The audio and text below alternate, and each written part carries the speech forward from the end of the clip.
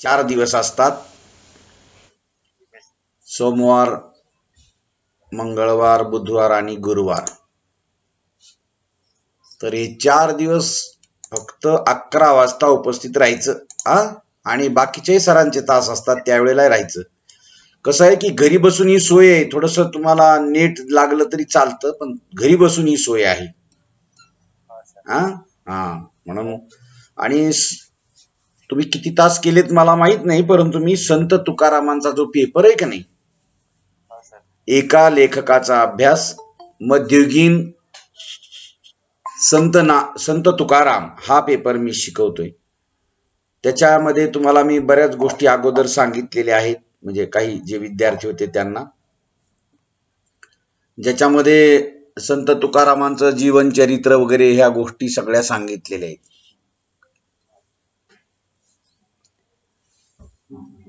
संत तुकारामांच्या अभंगामध्ये त्यांचं चरित्र, संत तुकारामांच्या अभंगांची वैशिष्ट्य, त्या वैशिष्ट्यामध्ये वेगवेगळ्या गोष्टींचा विचार आपण केलेला आहे. त्यानंतरचा जो भाग आहे पुढचा, संत तुकारामांच्या अभंगातील समाज दर्शन, हे मला तुम्हाला सांगायचंय. हे अभंगांचं वैशिष्ट्य आहे. संत तुकारामांच्या कालखंडामध्ये अंधश्रद्धा ही खूप मोठ्या प्रमाणात होत्या. नवस सायास करणं, जपजाप्य करणं, होम हवन करणं, पुत्र कामेष्ठी यज्ञासारखा यज्ञ करणं, व्रतवैकल्य, अशा अनेक गोष्टी, असे अनेक अंधविश्वास त्या काळामध्ये होते, तुकारामांच्या काळामध्ये, नाही का.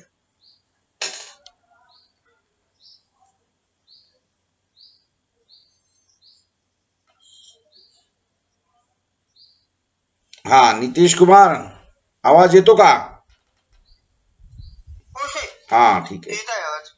मला वाटलं तुम्ही दोघेही निघून गेलात की काय. हा ठीक आहे, ठीक आहे. देवर्षी, तुम्ही तुमचा माईक म्यूट केला नसला तरी चालतोय, फक्त आवाज तिकडून इकडे येऊ नये. चालू राहिला तरी चालतो बरं का. हा, तर संत तुकारामांच्या कालखंडामध्ये ह्या सगळ्या गोष्टी केल्या जात होत्या की समाजामध्ये असे काही भोंदू लोक होते,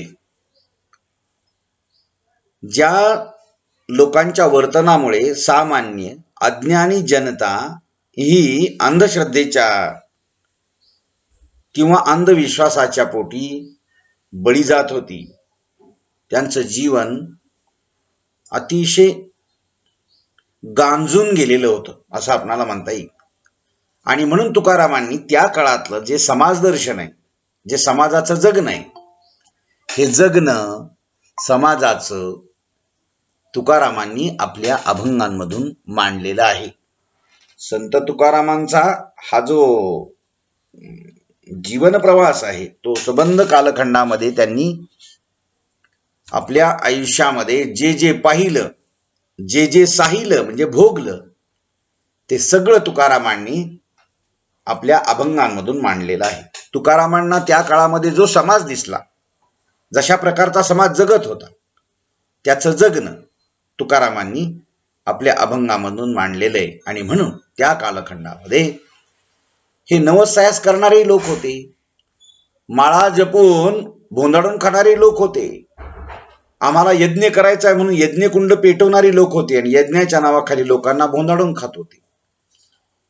पुत्र कामेष्ठी यज्ञ म्हणजे बघा की पुत्र प्राप्तीसाठी यज्ञ केला जात होता म्हणे. ही पुत्र प्राप्तीसाठी यज्ञ करण्याची गोष्ट आहे का? व्रतवैकल्य करणं, इतके दिवस उपवास करायचा, अन्न एकच वेळेला खायचं, म्हणजे ह्या सगळ्या गोष्टी ज्या आहेत का, नवस करायचे, ह्या सगळ्या गोष्टी समाजामध्ये प्रचंड वाढलेल्या होत्या. आणि म्हणून तुकाराम त्या काळामध्ये ह्या सामान्य माणसाला ह्या सगळ्या गोष्टी समजावून सांगत होते. हे करणं योग्य नाही. तुम्ही, तुकाराम म्हणतात, नवसे कन्या पुत्र होती तरी का करणे लागे पती. स्त्रियांनो, जर नवस करून तुम्हाला मुलं होत असतील तर लग्न करण्याची गरज काय हे तुकारामांनी सांगितलं. एवढंच नाही तर संत तुकारामांनी, एक मिनिट आहे, दगडाधोंड्याच्या देवाला नवस करण्याची गरज नाही. सिंदूर फासून बसवलेला दगड हा तुम्ही असतो, त्याला कोणतंही देवत्व देण्याची गरज नाही. तो दगड आहे, तो कामाला आला बांधकामाच्या तर तो खरा आहे, धुण्यासाठी कामाला आला तर त्याचं काम आहे. पण दगडाधोंड्यामध्ये देव शोधू नका हे तुकारामांचं सांगणं आहे. आणि म्हणून तुकाराम म्हणतात की सेंदरी हेंदरी देवी दैवते, कोणती पुजी भूते खेते, आपल्या पोटाजी रडती मागती शीते अवदान. शीते, शीत, शीत भाताचं शीत, शीत म्हणजे अन्नाचा कण. ही सेंद्री हेंद्री दैवत आहेत, त्यांना त्यांचं पोट भरता येत नाही, ते तुमचं माझं काय भलं करणार आहेत. ज्यांना स्वतःची स्वतःला आंघोळ करता येत नाही, ज्याला स्वतःच स्वतःला जेवता येत नाही, तो आमचा देव नसतो. देव आमचा हा सामान्य माणसात आहे, सामान्य जनात आमचा देव आहे. हे तुकारामांनी सबंध समाजाला, सबंध जीवनाला हे समजावून सांगण्याचा प्रयत्न केला. आता तुकारामांचं हे जे सांगणं आहे ना, हे सांगणं किती लोकांना पटलं त्या काळातल्या, तर सामान्य जनांना सगळ्यांना ते पटले.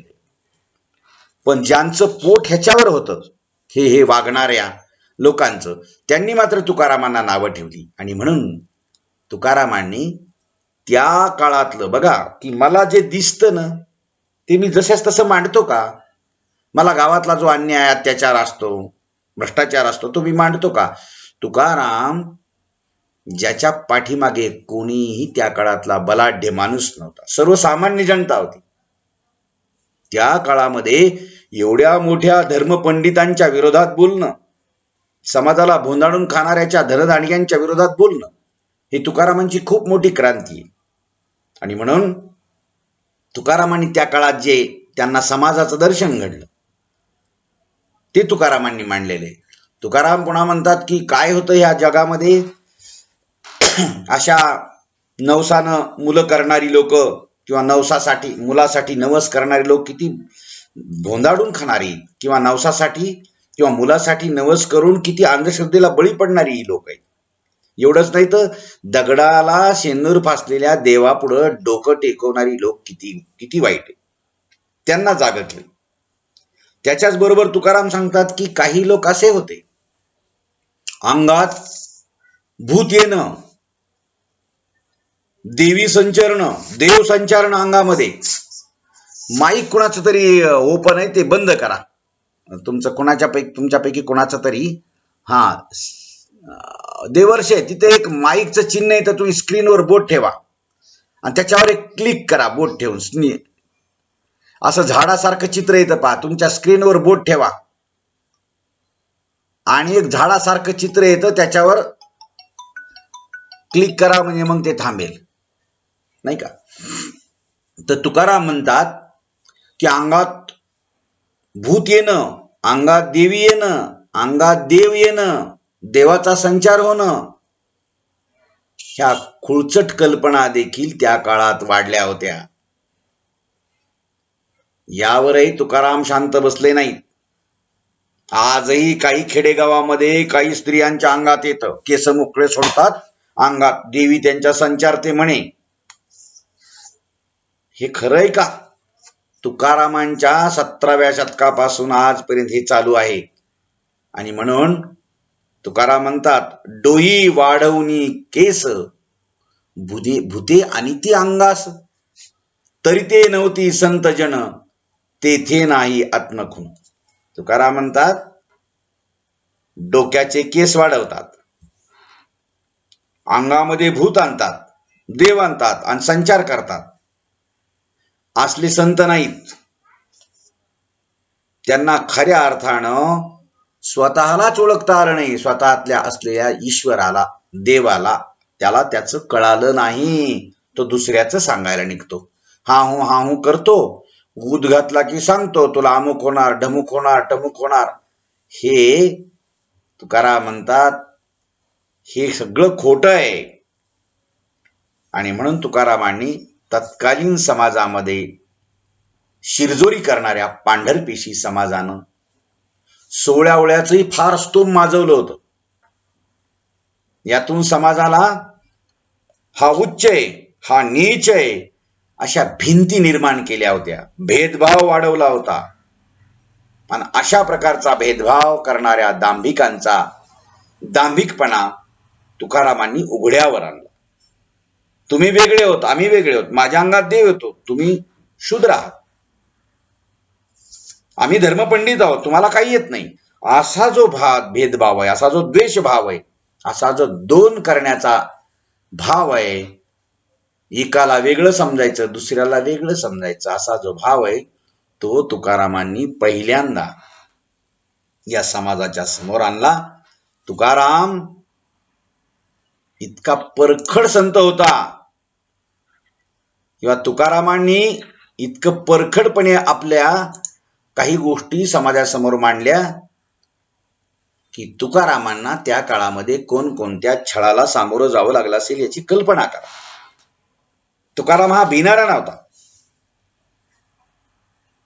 तुकारामांचा प्रचंड विश्वास होता की सामान्य माणसाच्या मनामध्ये जर देवत्वाची रंजल्या गांजल्याच्या ठिकाणी देव असतो, त्याला मदत करणाऱ्याच्या ठिकाणी देव असतो, ही कल्पना त्यांना रुजेल हे नक्की त्यांना विश्वास होता. फक्त ह्या सामान्य माणसाला जी माणसं भोंदाडून खात होती, आमच्या अंगात देव आलाय असं सांगून त्याच्याकडून काही अर्थ काही धनधान्य गोळा करत होती, अशांच्या विरोधात तुकारामांनी बंड पुकारलं. मी उच्च आहे तो नीच आहे असा भेदभाव करणाऱ्यांच्या मनामध्ये, अशा भेदभाव करणाऱ्यांच्या लोकांमध्ये तुकारामांनी बंड केलं आणि सांगितलं की तू उच्च नाहीस आणि तो नीच नाही, त्यालाही अधिकार आहे, तुलाही अधिकार आहे, पण तू वेगळा नाहीस आणि तो वेगळा नाही. आणि म्हणून तुकारामांनी स्वतःला मोठं समजणाऱ्या अशा दांभिकाचा दांभिकपणा समाजाच्या समोर आणला. नुसता समोर आणला नाही, आजच्या काळापर्यंत त्यांनी लिहून ठेवलेला समाजामध्ये तो दिसून येतो. समाजामध्ये तुकारामांनी हे काम केलं त्या काळामध्ये हे आपणाला कळतं. आणि म्हणून तुकारामांनी आपल्या अनेक अभंगामधून त्या काळातलं समाज दर्शन घडवलेलं आहे. कसा समाज होता आणि त्यांनी कसं करावं हे तुकारामांनी सांगितलं. तुकारामांच्या अभंगांची काही वैशिष्ट्ये जी आहेत ना ती तुम्हाला सांगतोय मी एकानंतर एक. आता त्याच्या पुढचं एक वैशिष्ट्य तुकारामांच्या अभंगातलं, तुकारामांच्या अभंगामध्ये काही नाट्यात्मकता आलेली. नाट्यात्मकता आलेली याचा अर्थ असा की तुकारामांनी काही अभिनयात्मक गोष्टी सांगितलेल्या. काय आहे की तुकारामांच्या अनेक अभंगामध्ये अशा काही गोष्टी दिसून येतात. विशेष म्हणजे त्यांची जी रूपकं आहेत का, भारुड वगैरे रूपकं काही तुकारामांनी तयार केली. परिसे गे सुनेबाई नको वेचू दूध दही, किंवा तुकारामांनी स्वतः काहीतरी एक पात्र घेतलं, कुणाचं तरी पात्र रंगवलं, हे असा नाट्याभिनय, अशी नाट्यात्मकता तुकारामांच्या काही अभंगात आहे. तुकारामांनी काही शब्दचित्र रेखाटली, त्याच्यामधूनही नाट्यात्मकता आलेली आहे. तुकारामांच्या काळात छोटे मोठे खेळ करून मनोरंजनाच्या माध्यमातून उदरनिर्वाह करण्यासाठी 4 पैसे मिळवणाऱ्या फिरस्ती लोकांची संख्या खूप मोठी होती त्या काळात. म्हणजे त्या काळामध्ये उदरनिर्वाह करण्यासाठी काहीतरी मनोरंजन करणं, रस्त्यावरून फिरणं, छोटे मोठे खेळ करणं, ह्या अशा गोष्टी केल्या जात होत्या. गारुडी असेल. आणि तुकारामांनी अशा या लोकांच्या माध्यमातून त्यांच्या जीवनाचं अतिशय बारीक सारीक तपशील त्यांनी मिळवला आणि त्यांची शब्दचित्र त्यांनी आपल्या अभंगामधून मांडलेली. आता ही शब्दचित्र जी त्यांनी मांडली, दरवेशी असेल, दरवेशी ते अस्वल वगैरे घेऊन येत असायचे, गारुडी असायचा, पांगुळे बघा, तुम्हाला माहित असेल तर तुकारामांनी गारुडी तो साप वगैरे ते आणणार माहित असेल ना तुम्हाला. पांगुळ, तुकाराम नाट्यात्मकता आणतात. कशी पांगुळ माहिती का तुम्हाला? पांगुळ, पूर्वीच्या काळी पांगुळ नावाचा एक भिक्षुक होता. त्याला भीक मागणे म्हणायचं नाही, भिक्षुक म्हणजे तो धर्म मागायचा. तो काय करायचा? पांगुळ गावात यायचा, पहाटे पहाटे लवकर उजळण्यापूर्वी यायचा आणि उजाडता क्षणीच तो सरसर असा गावातल्या कोणत्या तरी एखाद्या लिंबाच्या झाडावर उंच शेंडीला जाऊन बसायचं. खाली एक धोतर टाकलेलं असायचं त्याचं, आणि धोतर याच्यासाठी की त्याची एक देवता त्याच्या बाजूला धोतरावर ठेवलेली असायची त्यानं, पितळेची, आणि तो झाडावर जायचा आणि मोठ्यानं ललकारी द्यायचा, पांगुळाला हो पांगुळ, पांगुळाला दान करा, खाल्लाकडच्या बायांनो, वरलाकडच्या बायांनो, पांगुळाला. आणि असा मोठा तो ललकारी द्यायचा. गावात रेडिओ, टीव्ही, मोठमोठ्या वाहनांचे आवाज असं काही नव्हतं. गाव शांत असायचं. ती त्याची ललकारी गावाच्या या टोकापासून त्या टोकापर्यंत ऐकू जायची. आणि माय माऊल्या सुपात परातीमध्ये धान्य घेऊन यायच्या आणि त्या पांगुळ ज्या झाडावर बसलेल्या आहे त्याच्या खाली अंतरलेल्या त्याच्या त्या धोतरामध्ये ते दान टाकायच्या.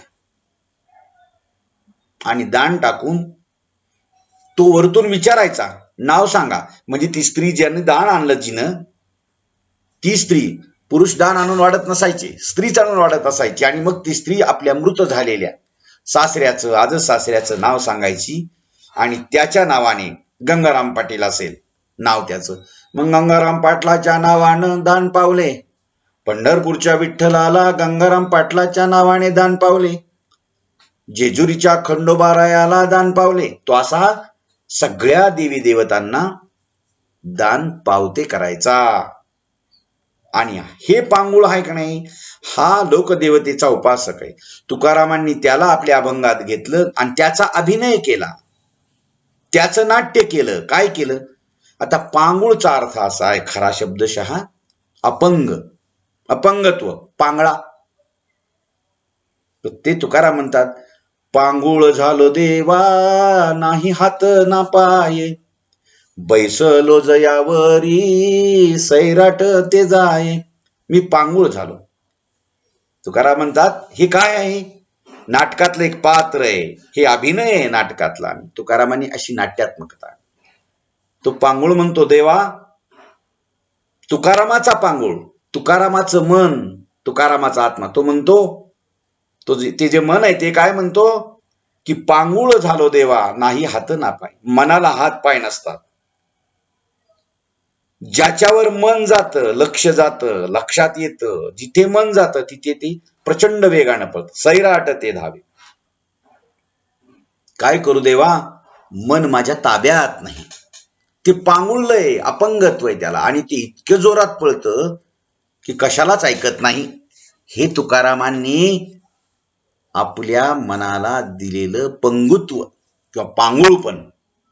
आणि असा तुकारामांनी पांगुळ गायला, वासुदेव गायला, दरवेशी, गारुडी. एवढंच नाही तर अनेक विविध धर्मपंथातील जे लोक आहेत त्यांचाही त्यांनी उल्लेख केला.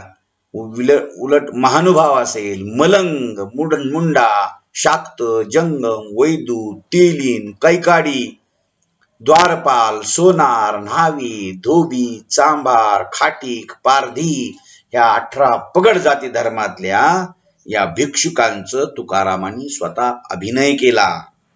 आपल्या अभंगाच्या रूपानं त्यांची वर्णनं केली आणि त्याच्यात ते स्वतः बनून तुकारामांनी अभंगाच्या रूपानं नाट्यात्मकता आणली.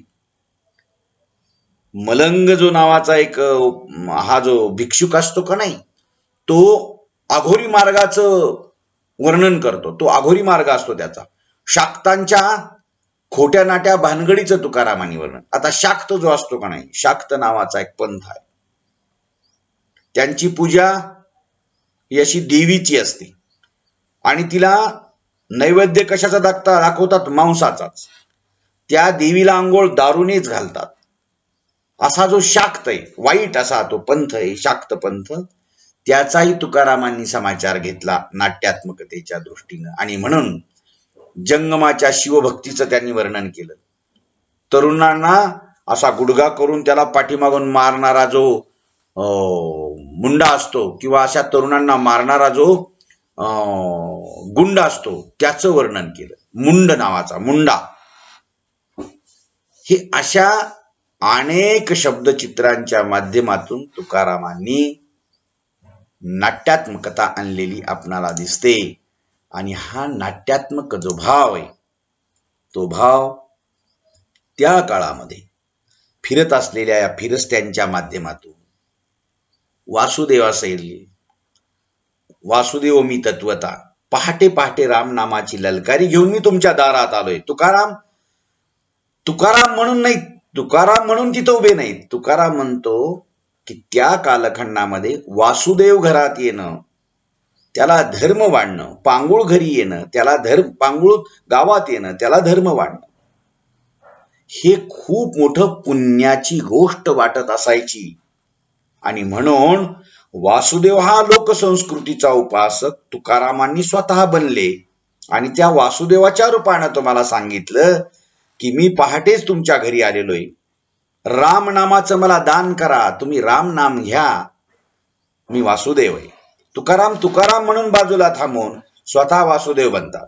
जसं एखादं पात्र नटसम्राट आहे, नटसम्राट पात्रामध्ये ENT स्पेशलिस्ट असलेले श्रीराम लागू हे वेगळे, आणि त्यांनी नटसम्राट मध्ये अप्पासाहेब किंवा गणपतराव बेलोलकरांचं केलेलं पात्र हे अभिनय आहे, ही नाट्यात्मकता आहे. म्हणून तुकाराम वेगळे, त्यांनी उभा केलेला वासुदेव हे नाट्य, त्यांनी उभा केलेला पांगुळ हे नाट्य. म्हणून तुकारामांनी अशा अनेक अभंगांच्या मधून 4,500 तुकारामांनी अभंग जे लिहिले, त्या अभंगातील काही अभंग तुकारामांनी अशा नाट्यात्मकतेचे लिहिलेले आहे. आणि म्हणून मी तुम्हाला जे आतापर्यंत सांगितलेलं आहे की तुकारामांच्या अभंगांची काही वैशिष्ट्ये, ती वैशिष्ट्ये ही आहेत. तुकारामांच्या अभंगातील अलंकार, तुकारामांच्या अभंगातील उपदेश, किंवा तुकारामांच्या अभंगातून उभारलेली शब्दचित्रे, सुभाषित, तुकारामांच्या अभंगातील व्यक्तिचित्र, किंवा तुकारामांच्या अभंगातून त्यांनी निर्माण केलेली काही, त्यांनी सांगितलेली अभंगांच्या माध्यमातून म्हणी आहेत काही, त्याचा विचार केला. वाक्प्रचारांचा विचार केला, जी काही आलेली वाक्प्रचार म्हणी. तुकारामांच्या अभंगातील रस पाहिला, तुकारामांच्या अभंगातील उपहास पाहिला, विनोद पाहिला, मी सांगितल्याप्रमाणे उपदेश आपण पाहिला. आणि तुकारामांच्या अभंगातून आपणाला जी काही वैशिष्ट्ये जाणवतात ती म्हणजे समाजदर्शन कसं होतं त्या काळातलं ते पाहिलं. आणि शेवटी तुकारामांच्या अभंगातील नाट्यात्मकता पाहिली. आता ही नाट्यात्मकता काही अभंगांच्या मधून उदाहरणार्थ तुम्हाला पाहता येतात. जसं वासुदेव मी सांगितलं, वासुदेव मी ऐका, भाव चरणी चित्त ठेवा एका, नाही का, किंवा पांगुळ झालो देवा नाही हात ना पाये, बैसलो जयावरी सैराट ते जाये. अशा प्रकारची तुकारामांनी काही अभंगातून नाट्यात्मकता निर्माण केलेली, किंवा नाट्यात्मकता त्यांच्या अभंगातून आलेली आहे, आपणाला हे दिसतं. म्हणून तुम्ही शक्यतो असं आहे की आपण रोज उपस्थित राहा, याच्यासाठी उपस्थित राहा की जेणेकरून आता सिलेबस ऑफलाईन सुरू होईल किंवा नाही माहीत नाही, तुमच्यापैकी बऱ्याच जणाला येणं होईल का नाही हे बी माहीत नाही. म्हणून तुम्ही काय करा की शक्यतो ऑनलाईन तासिकेला उपस्थित राहा. मी तुम्हाला समजून सांगण्याचा प्रयत्न करतो. आतापर्यंत सगळं शिकवलेलं ज्या नोट्स आहेत त्या तुम्हाला सगळ्या पाठवतो, नाही का. म्हणून आपण